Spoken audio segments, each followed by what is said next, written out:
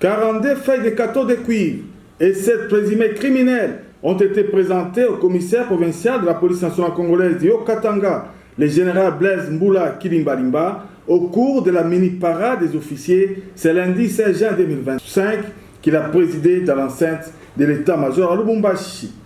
C'est le chef bureau renseignements généraux de la police des mines et des hydrocarbures Lubumbashi, le commissaire supérieur adjoint Mutombo Kumwimba Philippe, qui a donné des explications au chef de la police en province pour ces 42 feuilles de cathodes volées.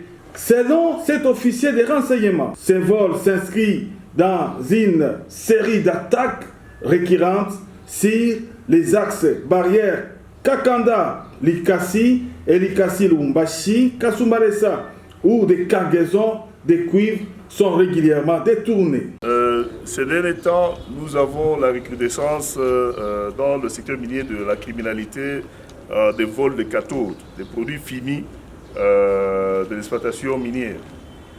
Alors, nous avons les axes commençant par barrière Kakanda jusqu'à Likasi, de Likasi jusqu'à Lubumbashi et de Lubumbashi vers Kasumbalesa. Au moment où la police normalement doit s'impliquer dans le cadre de la protection des personnes et de leurs biens. Alors, chaque fois que les véhicules empruntent ces axes, il y a des coupeurs de route qui les prennent et qui les amènent en brousse, là où ils arrivent à décharger frauduleusement les substances minérales. Et après, les véhicules sont récupérés soit sans charge. Et dernièrement, le 12, nous avons eu à être informés d'une opération de détournement qui s'est effectuée entre 35 km et le village Tumbwe, où un track transportant les produits miniers appartenant à la société Kambov Mining a été ramené en brousse à plus ou moins 5 km de la nationale numéro 1. Et comme la police de mines, la police territoriale ainsi que les services amis ont pu réagir à temps, nous sommes tombés sur le camion au moment où les malfrats avaient déchargé plus ou moins 66 feuilles de cathode sur les 900 que transportait le camion. Le camion a été récupéré et la société qui transporte a demandé, comme c'était en convoi, que les 9 camions partent vers la Zambie et que nous puissions continuer avec les enquêtes.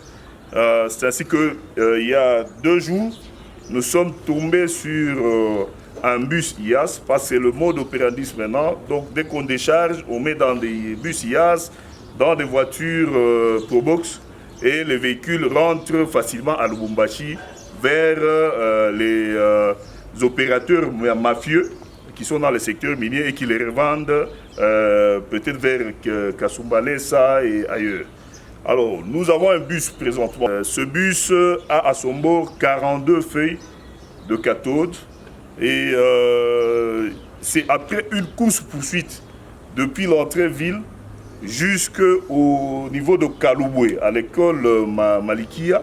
Lors de cette présentation, ces 7 présumés criminels, dont 5 bandits de grand chemin et 2 membres d'un parti politique de la place qui se distinguent dans les vandalismes des biens de la population, ont été également présentés par les groupes de recherche et investigation criminelle.